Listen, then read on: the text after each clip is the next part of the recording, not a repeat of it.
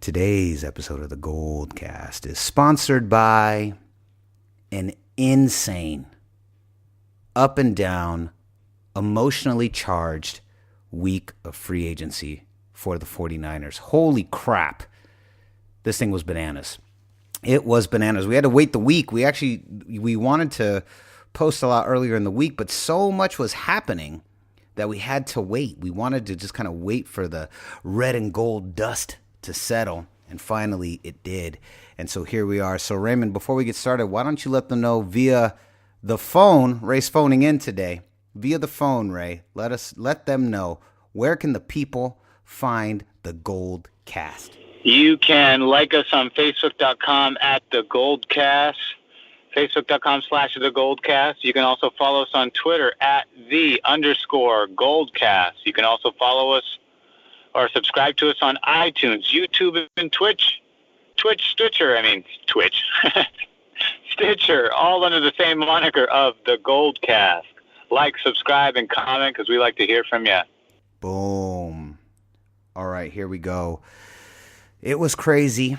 It was emotionally charged. 49ers Twitter was on fire. 49ers Instagram was on fire. If you guys were out there, you might have seen me jumping around, posting like crazy all over the place, commenting, talking, listening to people be so upset and then so elated. We literally went from one extreme emotion to the next. And we're going to try and sum it all up in a GoldCast episode. But first, before we get started, the greatest podcast intro in the game, the number one, the GoldCast intro. Let's get busy. San Francisco, are you ready? This is the GoldCast.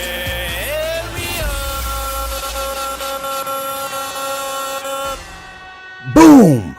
Welcome to another edition of the GoldCast. We are the voice of the Bay. I'm your host, Rudy Solis III, and with me is my brother, my co-host, Raymond Solis the first, baby. Boom! Oh, man. Where do we even begin? All right, let's start at the beginning. Antonio Brown gets traded to the Raiders.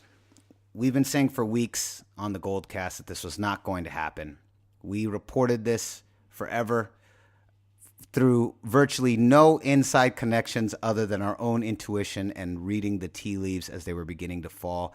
It just looked like the 49ers were not going to. I think I pretty much stuck a fork in it the second Kyle Shanahan said, we didn't even call them. Of the 5 teams that called Pittsburgh, the 49ers were not one of them. But then Raymond, it comes out that the 49ers are interested in OBJ, Odell Beckham Jr. Here it is. And then it looks like early this week, this is a go. This is going to happen. We are right there. It really sounds like, I'm thinking, really? What are they going to, I was thinking, what are the New York Giants asking for? What do we have to give up? I mean, this is OBJ. He's younger. He's, in my opinion, less of a distraction, arguably equally or more talented, depending on your perspective on it. But, I mean, easily, either one of these guys is a game changer for the 49ers offense. And it looks like it's going to happen. Everyone's saying that it's coming down to us and some team from the AFC North. And then out of nowhere, it's announced that the Cleveland Browns, the Browns, have now traded for OBJ. And I swear to God, I watched 49ers Twitter and 49ers Instagram explode. People were losing their minds. It was like the last scene in Raiders of the Lost Ark. Remember when they open the Ark and all the Nazis are looking at the Ark and they all start melting? They all go, ah! They all start melting. Remember that scene?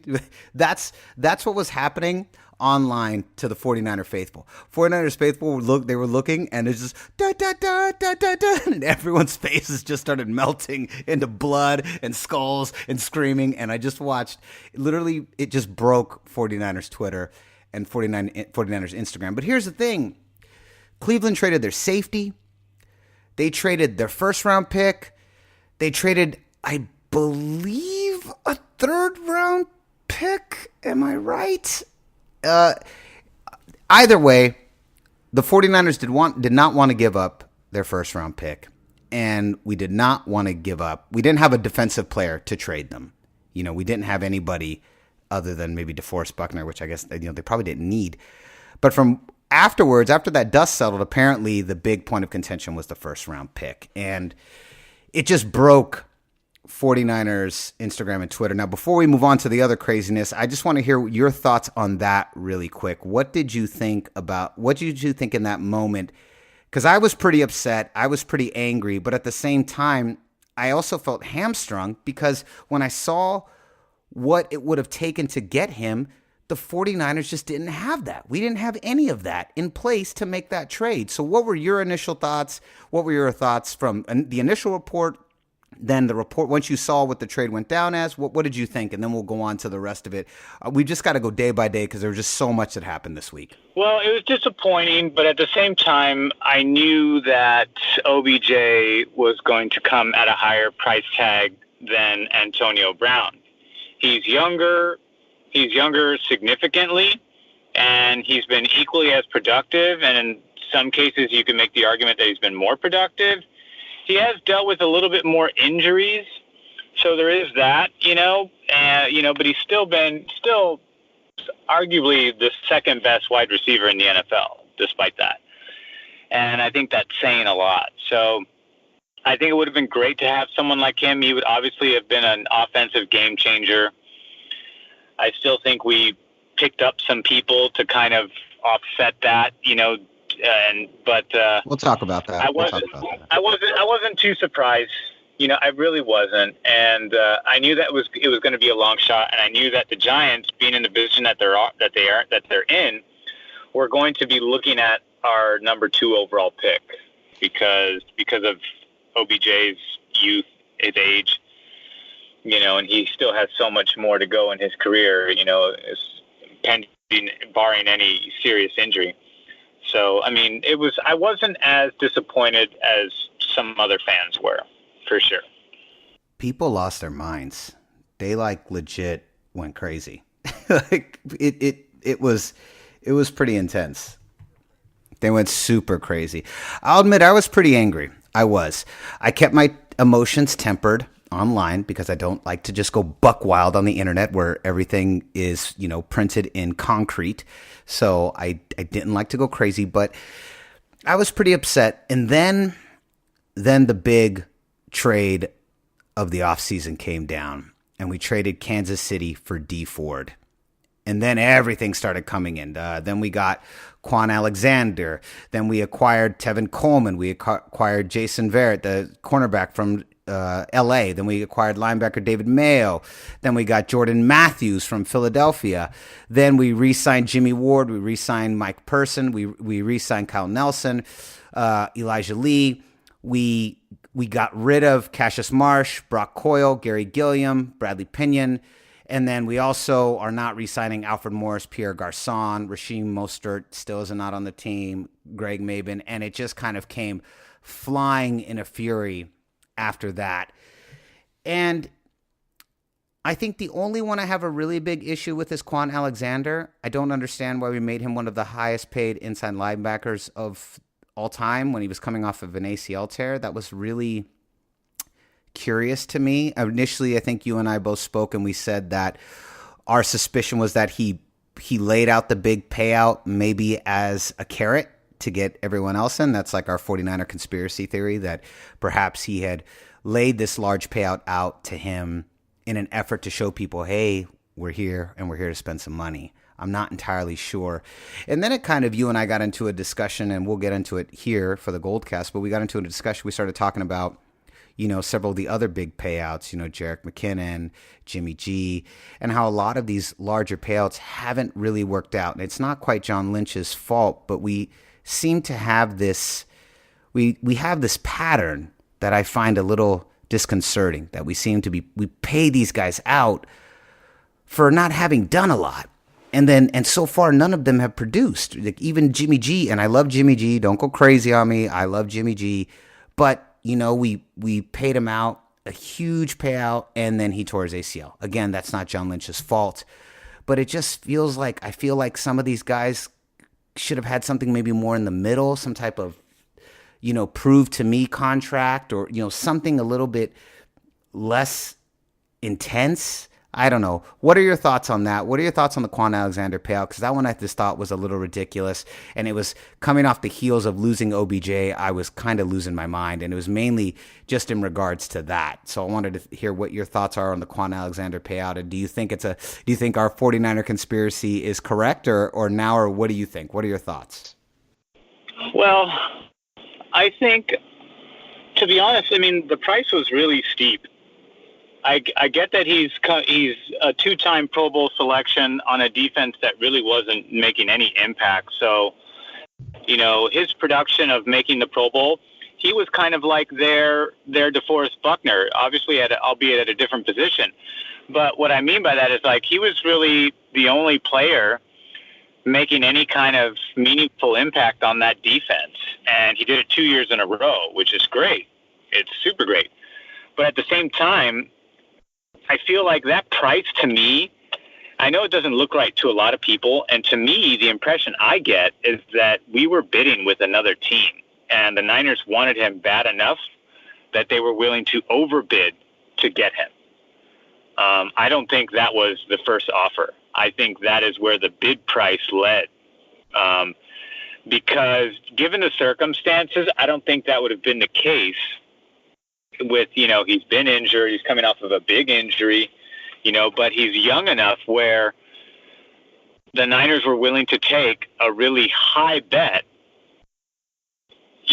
for a semi-risky player. But at the same time, at 24 years of age, there's a really good chance that he's able to come back from that injury. If he was closer to, if he was Sherman's age or anybody in the late 20s or the 30 mark range, then this would be, I think this would even be more scrutinized than it was. But given those factors, that to me is what my interpretation of it is. I don't know if they're going to, you never come out and say, maybe it comes out later on, but as of now, we haven't heard anything. But that was how I observed it. I was like, that price doesn't make sense. I was like, to me, it's like, maybe this is because of the nature of the business I'm involved in, but I think it definitely stems from some kind of bidding war with another team, and that's why it's as high as it ended up becoming. Yeah, maybe you're right. That was just a head scratcher for me. Let's get into the rest of them. I kind of want to turn it over to you. Who were your standouts, and who were the draft picks that you're really excited? I mean, the free agent pickups that you're really excited about. Well, with the miss on Dee Ford, I feel like that miss was greatly offset by the signing of Dee Ford, because Dee Ford. You mean the miss on OBJ? The miss on OBJ was offset by the signing of Dee Ford, because he had the back injury that kept him out of the season before last, but the year before that injury, he broke out and had 10 sacks. And even after this injury, he bounced back and got even better. So that to me is a sign of a really, a player that's got good fortitude, good perseverance, good commitment, is all in on football. And even despite an injury in his back for crying out loud, if that injury was to go sour, he probably wouldn't even be playing. So the fact that he was able to overcome that and play at the highest level, meaning he became an all-star or a Pro Bowler, that to me is a very, very good accolade to pay attention to, because you got to look at the context matters, right? So that's what the circumstances tell me. It's like, hey, this guy had a threatening injury and not only was able to overcome that, but was able to overcome it and surpass where he had previously left off during his breakout season of 10 sacks. And he had 13 sacks, made the Pro Bowl, is a extremely fast edge rusher. So this addresses the biggest glaring need we've had for the past 2 years under the Kyle Shanahan regime, which is no significant outside pass rush. We've had guys getting better on the inside, and DeForest Buckner finally broke out and made the Pro Bowl last year, albeit through a substitution. But we all felt he needed to be there, despite the circumstance, because he had no supporting help on the defensive line and was still able to get 12 sacks on the interior of all positions, which is way harder to get sacks on the interior than it is on the exterior. So that's, that speaks volumes of his work ethic and his progress. So Dee Ford complimenting him on the edge there is going to be huge for us.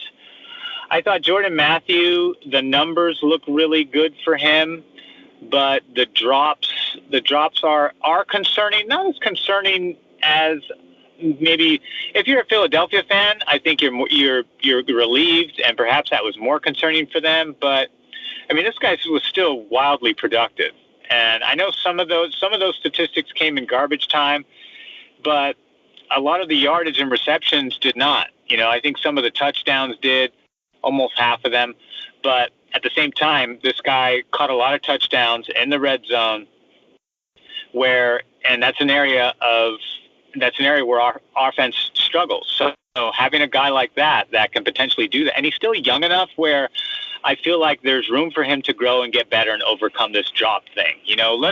Let's remember that Terrell Owens was huge, had a significant problem in dropping the ball, and despite that, he ends up becoming one of the top 5 receivers of all time. So don't let drops scare you. Players can get better, and in this case, I feel like Matthews is young enough where it's a low risk. We didn't sign him to a long-term deal, so it's a low risk, high reward deal. So this is a good one. This is a really good signing too. Dee Ford, we have him for the long term. That's a good signing. Kwon Alexander is kind of like it's high risk, high reward. So you paid him a lot of money, and if he is not able to perform off that ACL, although I think he is because he's young enough, in my opinion, then that's gonna pay dividends greatly, especially in the middle of the field. And then the other guy, the one that surprised me the most, has to be Tevin Coleman. Did not see that coming. No. I thought that they were going to continue to address the secondary. But when that one dropped, I was like, wow, you have a player that does not have injury history, that is highly productive, that played under Kyle Shanahan when he was helping Matt Ryan throughout those 2 years, one of which became his MVP season. I mean, this is an extremely dynamic. This back fits into Kyle Shanahan's system like a glove. So he gives us a 3-headed monster that is going to really keep defenses honest. And this was a huge signing for me. This one, to me, stood out more than all of them. I'd say Dee Ford is up there on probably the best on the defensive side, but on the offensive side of the football, it's got to be Tevin Coleman. This guy is terrific. He can catch the ball. He can run. He's got good slashing ability. He's got pretty good burst. And he's different than Jerick McKinnon and Breida. He's kind of he's got a little bit of both of their skill sets, but I feel like he's more productive than those two backs have been. Although Breida had a really good year last year and played through injury, but Tevin Coleman is proven, and he's still young. He's still young.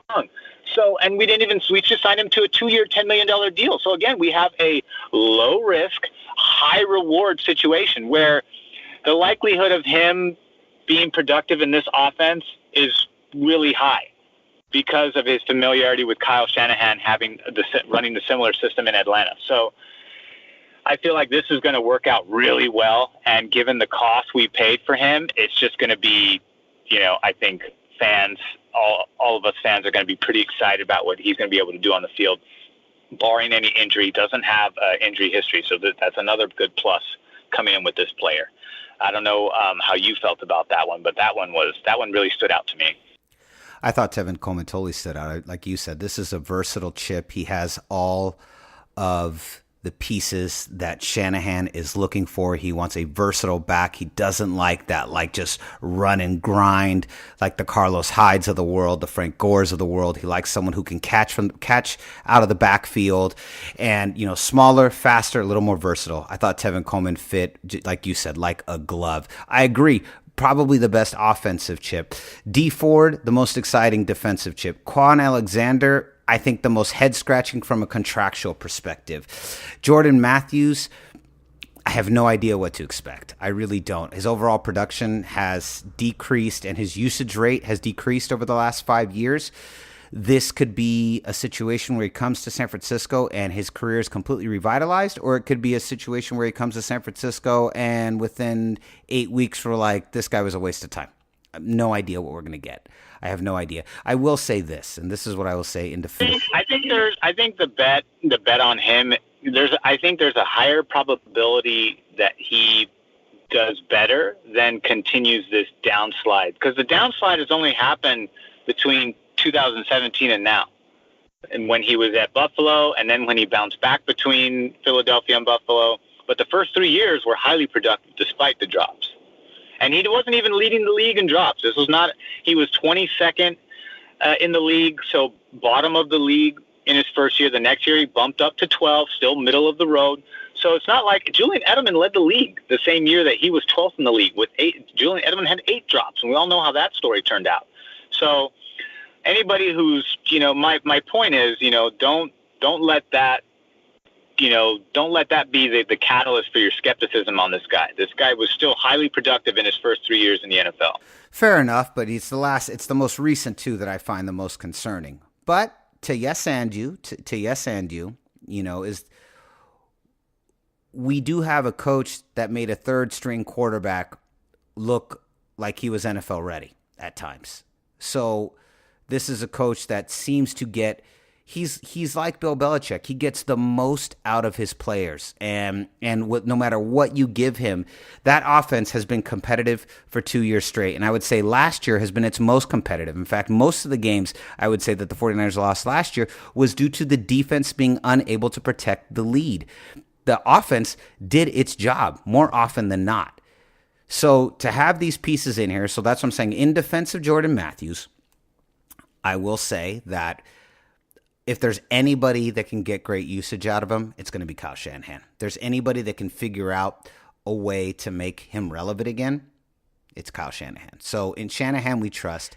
Yeah, same you could say for Tevin Coleman. I mean, Tevin Coleman's not even – he's very different from the other 2 backs. Like, Breida and Jerick McKinnon are much smaller. Tevin Coleman's 6'1", over 200 pounds. So this guy's got great size. So in general, what are your overall thoughts on free agency this past week?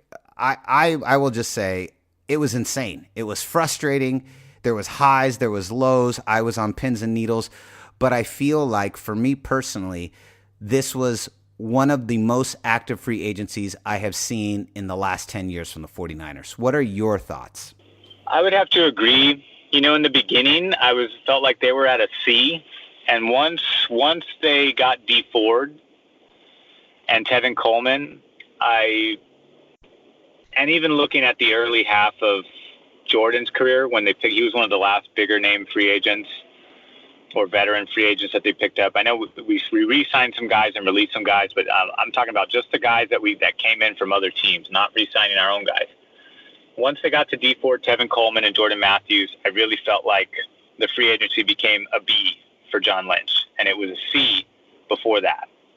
Letting our kicker go, letting our puncher go. They had signed a kicker before that, and then giving a historic inside linebacker contract to a guy coming off of an ACL injury, albeit he had 2 Pro Bowls and is only 24 years old.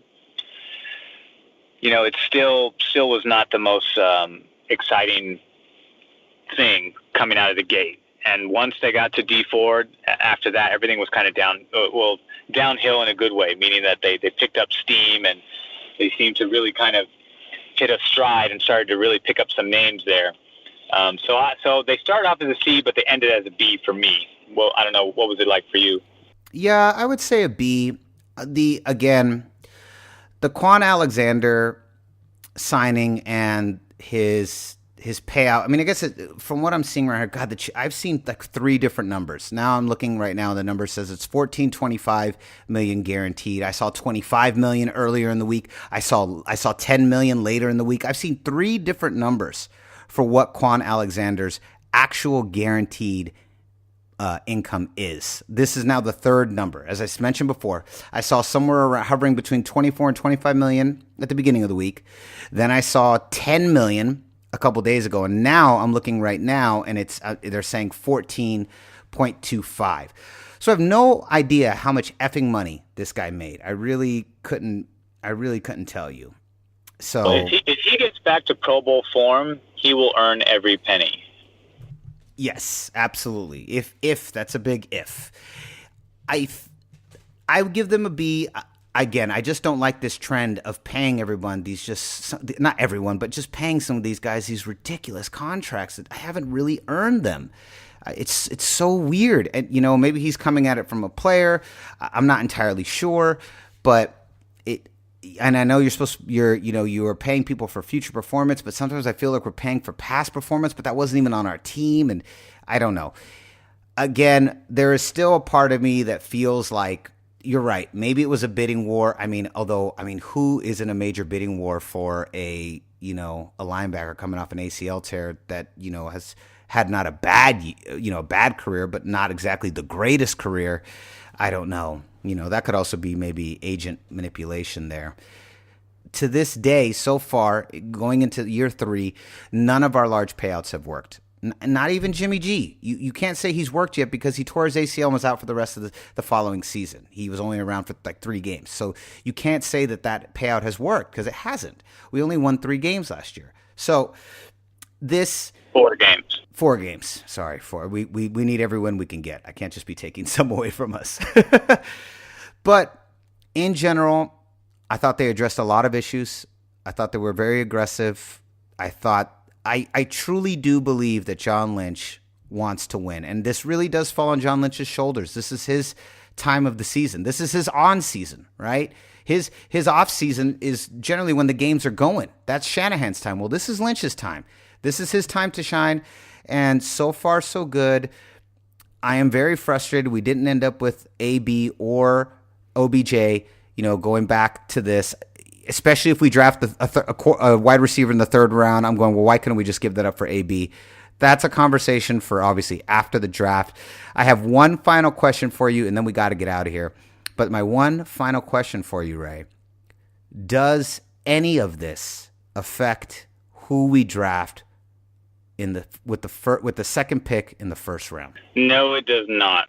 You still go edge rusher because you have 2 edges to rush from. And just getting 1 edge rusher isn't good enough. So to me, the fact that they didn't give it up, even after signing Dee Ford, means that the Niners are still thinking that they need pass rusher. And I think they still need pass rusher more than they need wide receiver. Still at this point. Agreed. Dee Ford's great, and he's relatively young. But you still need a fresh body in there. And with guys like Allen, Quillen Williams, and Nick Bosa waiting in the wings, one of those 3 is going to be available to us. I think you would be stupid not to pull the trigger on one of those people, especially given the need that we have right now. The need that we have is pass rush. Dee Ford solves 1 edge in the equation. There's still another edge to address there. We have a bona fide pass rusher on one side. We have a bona fide pass rusher on the inside. And now we need a bona fide pass rusher on the opposite side. Because you've addressed the middle linebacker position. He's going to be ready to go by the time the season starts. You've still got unknowns between Thomas and Armstead, who they picked up his 5th-year option. So we know he's coming back. We don't know if he's going to ever break out. So you need more help. And they addressed, I know they brought in Jason Vera. Jason Vera's got some injury history too. I'm not really too high on him, but again, it's a low risk, high reward deal. You pay a little bit of money, you get a guy who has played at the highest level, who's kind of in the downswing of his career, but if he's able to stay healthy and get healthier and able to recapture some of his previous caliber of play, then that's only going to benefit us, especially opposite side of Richard Sherman. I still would have liked to have seen us get a safety, but Earl Thomas had way too steep of a price. I mean, the price Baltimore paid for him is ridiculous, absolutely ridiculous. You do not give a guy you could make the case that we did the same thing with Kwon Alexander, but keep in mind, Earl Thomas is older. So this is what makes the optics of this look way worse. Earl Thomas is significantly older, is clearly in the latter half of his career, and is coming off of breaking his leg, the same leg, in back-to-back seasons, and still gets a pay raise despite that to play for Baltimore. I don't think Niners saw him at that kind of value. They saw him as a short-term value, a prove it and get paid kind of contract. The same thing Richard Sherman negotiated for himself. They saw him something like that. And so Baltimore overpaid. Baltimore overpaid greatly. I think Baltimore, that deal outshines the Kwon Alexander signing by far. Yeah, but there's a part of me that thinks if we were... injuries. But there's a part of me that feels like if we were going to pay that money anyways, why not just give it to Earl Thomas, who has the experience? If we're going to take a bet on a player returning from injury, why not give it to Earl Thomas? Why not give it to a guy that we know can deliver at the highest level? If we're going to take the risk anyways, who would you rather have? Would you really rather have Kwon Alexander, the unknown of Kwon Alexander, or the guaranteed at least the mind of Earl Thomas? Like both of the bodies we don't know about. I mean, I guess, what would you want, Ray, if you're the GM? Well, Honestly. building the defense, think about it. What was one of the first signings they did? They signed one of our offensive linemen. Then they went out and got Kwon Alexander because they've got a second overall pick that we know is most likely going to go to an edge rusher. And then they got Kwon Alexander to address. So here's the problem. I think they probably could have, and maybe would have paid Earl Thomas, but because the Reuben Foster thing didn't work out, they had to address middle linebacker. They couldn't just ignore it. They could not. So that was a huge priority coming into this free agency. And I think that's why they paid the price that they did, because they're like, hey, we get someone who is proven, and he just needs to get healthy again, and then hopefully, given his age, he can pick up where he left off and get back to Pro Bowl form. He did it twice in a row on a team that had no support to really provide him, so he was doing this on his own. So I think that became a bigger pressing need because they had already invested all of this time and energy into money into Reuben Foster, albeit not to the same degree financially speaking, but because that became a huge bust and they had to just kick him off the team and eat that money. Now they had to compensate. Not only did they have to compensate, but they had to fill that void with something better, something that didn't have character flaws, something that had a bit more of security in terms of a playing experience, that wasn't getting injured on every single goddamn play. So the Kwon Alexander addresses that for the most part on paper. Whether he's able to pick up where he left off obviously remains to be seen. We're just going to have to wait and see. But that was a huge pressing need that took away perhaps from something like the Earl Thomas deal getting done. Oh, Reuben Foster, still screwing us. Raymond, excellent analysis. Free agency. Wow, what a ride. Let us know what you think in the comments. Who was the best addition? Who was the worst addition? You guys let us know. You always do. Instagram, Twitter, or the YouTube comments page. And before we leave, Raymond, why don't you let them know where can they find you? You can follow me on Twitter at Ray Solis or Instagram and Instagram at Ray Solis 1. And you can find me on Instagram at Rudy Solis 3RD, Rudy Solis 3rd, and Twitter at Rudy Solis 3. So concludes another edition of the GoldCast. We are the voice of the faithful. I'm your host, Rudy Solis 3rd, and with me is my brother, my co-host, Raymond Solis the first, baby. Boom! We'll see you next time. Same GoldCast time, same GoldCast channel. This is the GoldCast.